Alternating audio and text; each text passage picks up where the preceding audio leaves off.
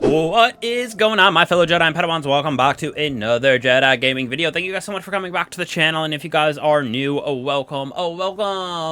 Today we're going to be taking you through a nice Gwisin Vest. This is a good old exotic that got changed finally because it was a little trash, but got a buff with the roaming supers and our spectral blades, and then we got roving assassin right here. Each spectral blade hit or final blow before you make yourself invisible will restore more of your super. Also, exiting invisibility while near target creates a cloud of weakening smoke around you. So very good little part of this build, because we're going to be going invisible constantly with volatile rounds, so we're going to be weakening everything on top of that. So pretty easy to crush any type of content in Destiny. Is getting through the Nether at those final regions with that super low health regen, even without Devour working, because it's bugged right now inside of at least that activity. So imagine inside of the gameplay if Devour was procced constantly, our healing would be even better than it is just by dodging around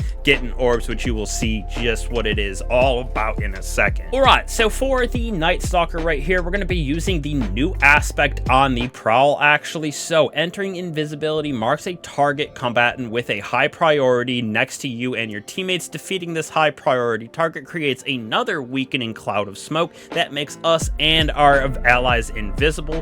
When that proximity is defeated, you also gain reload stability for a short duration and granted melee grenade class ability energy. Absolutely disgusting how fast we're going to get back our grenade. Our dodge as well as our smoke is going to constantly give that weakening effect. We're going to get the Gwisin Vest to also proc that invisibility weaken coming out of it, not just out of our super, as well as on the Prowl right there, with the invisibility being procced on that cloud of smoke by defeating that priority target. It's pretty disgusting. Plus, like I said, we're going to have invisibility, weakening, and volatility on this constantly while regenerating our abilities instantly. So back to the supers right here, we're going to be using obviously our spectral blade for that extra damage, and it pairs with our exotic. For me, I went with that gambler's dodge so we can get that extra snare bomb constantly, because we want this to be weakening as much as humanly possible. Alongside on the Prowl, we're going to be using Stylus Executioner. I tried a couple of the other ones with Vanishing Step and Trapper's Ambush and figured that this one works the best because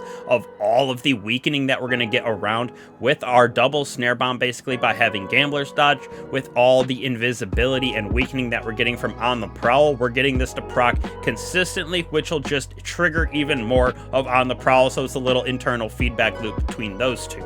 As for our fragments, we got Echo of Obscurity, so finishers grant us invisibility, once again playing on the Prowl, as well as with our Gwisin Vest.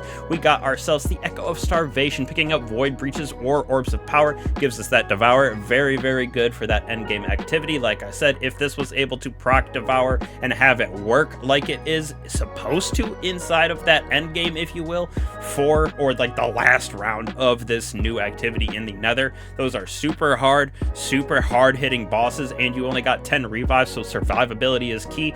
With this build, you got invisibility as well as Devour. Absolutely nutty. On top of that, defeating weakening targets is going to create orbs and void breaches, so that'll help us to proc starvation as well. So harvest starvation hand in hand. Echo of Resistance right here, those void buffs are going to last longer, so that invisibility and Devour that we're going to get is going to last quite some time with this build. And then the last, that expulsion that we're going to get, volatile explosions basically happen every time we get a final blow with our ability, so that'll include our super, our grenade, as well as our snare bomb right here. So lots of explosions, lots of invisibility, Devours getting to proc, and a bunch of weakening, so this build can take you through any type of content. Now, when we move on to our mods as well as the stats that we're building this out to, I went with Resilience and Discipline as my number ones. Obviously, Resilience is giving that survivability for endgame. Discipline, I wanted my scatter grenade up as much as I could, because with the double dodge, all the smokes that we're going to be getting, we're going to not really need that strength as much as you would think. In Elect, we're also getting our super back very very quickly with this build because of our fragments aspects. Plus we got dynamo right here, so when we dodge near those targets we're going to get our super, as well as create a bunch of different orbs of power with this build because of the double siphon mods that we have on. For our arms, we're going to go with bolstering detonation, so we get class ability when we cause damage with our grenade. We're also going to get our melee back when we cause damage with our grenade, and then we're also going to get our class ability when we cause damage with our melee. So little internal feedback loop basically by doing damage with both of them. As for your chest piece, you can really throw on any type of build or burn, I should say, whatever you are going into and facing. I had on triple solar just because, like I said, with that end game or that final round for the Nether right now, without Devour being procced, I just needed as much resistance as I could possibly get. But once that is fixed, this build is going to be super easy to take through and get through that even expert level with this. So it goes through GMs and stuff like ease, no problem once those come out. Now we're going to go with recuperation, orbs of restoration, absolution, so we can get back our abilities right here with these two, as well as give us some health. So this was helping us a lot inside of the Nether because of how the health depletion and health regen is without the Devour being able to be procced consistently like it is right now. This is helping out a bunch, plus just in general picking up orbs of power with this build super easy because we're going to be dodging a lot. Plus when we dodge, they're just going to attract to us immediately. So all the orbs that we're creating plus all the orbs that our teammates are creating basically coming to us instantly just by dodging. Then obviously we got Reaper with outreach, so we can get that grenade back, or I should say, sorry, our smoke bomb back a little bit faster for that weakening. And then Reaper, of course, just so we can get even more orbs of power to get all of these to proc. Now these were the weapons right here that I was using. As you can see, we were grinding out the Nether earlier, getting us all the different weapon combinations that we can think of. Definitely an easy build to take it through, but for me I was using that Tenacious Mastery with loose change chill clip on this, so we can get that nice slow and freeze on those targets. Plus right now this is anti-barrier, so this technically does all three because the slow and the freeze is separate from the actual perk on the weapon, if you will,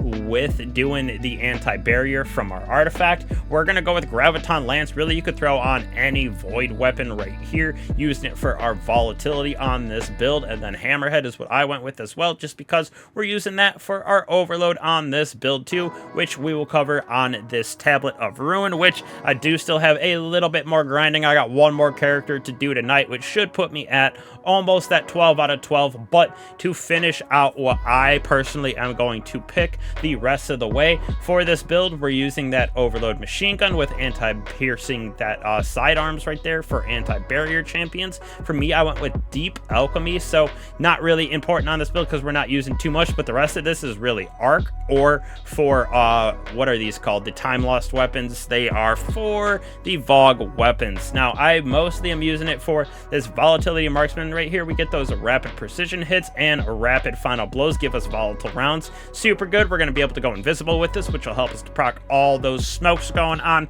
with our Gwisin Vest as well as on the Prowl. King's Vestige right here, defeating a powerful Taken loads your weapon with Taken energy. The next round you fire will track those Seekers, can also disrupt those overload champions. So this is going to happen with all of our weapons. It is a super nice little thing that we got, especially since we're using Taken consistently inside of that Nether. Disruptor Spike right here improves the effects of Exhaust and Sever, lowering a target's damage output even further. This is definitely when we're inside of that Nether, or just that episodal activities that we're going to get inside of Heresy. For my next one on this line that I am going to use is definitely going to be Hold the Line. Well surrounded, machine gun and glaive final blows increase that reload speed, as well as the final blows heal you. So we're going to be using that for our hammerhead that we're going to be using. In this one, we're going to be using the Dreadful Finisher as one of them, defeating those powerful combatants, spawn us that special ammo. Super nice actually, because of inside of the Nether we get a little less of that ammo generation, so this will be perfect for that, as well as just end game activity. The Maligned Harvest right here, rapidly applying Volatility causes our next instant avoid weapon damage to create a weakening burst, so another way for us to get weakening and that Stylus Executioner to proc. With our last two that we're going to be throwing on here is Void Flux, so defeating these weakened targets helps us to apply Volatility to nearby targets. Super nice again, because we're using that for Stylus Executioner. Even more weakening coming out of that Invisibility, as well as the last one that we're going to be using is this bad boy right here with Heavy Ordnance Regeneration, dealing sustained damage with that heavy machine gun that we're going to be using, grants damage resistance and increases grenade and melee regeneration. So we're going to be able to throw more smokes, going to be able to throw more scatter grenades, we're going to take less damage. So you can see how this build pairs perfectly into itself with weakening, Devour, Invisibility, all just from using a dodge basically and going invisible with this build. Stylus Executioner, we got the new Void aspect as well with On the Prowl, marking those high priority targets, which causes invisibility for us as well as our allies. When we defeat that, drops some smoke on them as well, which creates weakening, which will in turn for Stylus Executioner be procced, just feeding right back into that synergy and internal feedback loop. So definitely give this bad boy a try. Easy, like I said, to right now get through that Nether even without Devour working how it should. It'll be even better inside of that GMs once Devour is working, at least in the Nether. It's working in other activities, but we don't got our GMs out right now. But this build, definitely fun. Gwisin Vest, I don't even know how to say that, but that's how I've been saying it all video, so y'all can roast me if you want, if you got this far. But definitely a fun little build, first little one that we got for this episode. Got a lot more coming out, god rolls as well, so hopefully y'all enjoy the Nether and this grind. I appreciate you for always coming back to the channel. Don't be afraid to like and subscribe, smash that bell if you have not. It really helps me out, helps the channel out. Just love add more Padawans to the community. So appreciate all you guys once again. I will catch you guys in the next one. Peace.